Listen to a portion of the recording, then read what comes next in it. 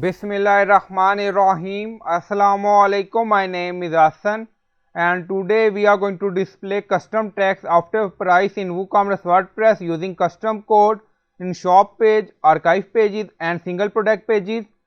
Before starting work, it's my request, please subscribe my channel. Thank you. Now back to our work. Now go to dashboard. On left side you see plugin, so click on add new plugin. Then in search plugin write WP code. So this is plugin WP code. Insert header and footer we will use. So you will install this plugin and activate it, and after activation on left side you see code snippet and then you see add snippet, so click on it. Then you see add your custom code, so again click on it. Now create custom snippet section open, scroll down, you can add title here, then you see code preview. On right side you see code type, drop down select PHP snippet. Now we are going to paste code and you will find this code in video description or in comment section. So in code you see text, so you can add custom text according to your requirement.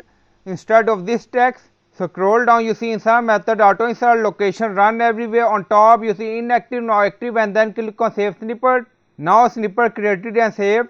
Go to shop page, refresh the page, go to single product page, refresh the page, and then you see custom text after price. Go to single product page and then you see custom text after price in WooCommerce WordPress. So I hope you like this video. Please like, comment, share, subscribe. Thank you for watching.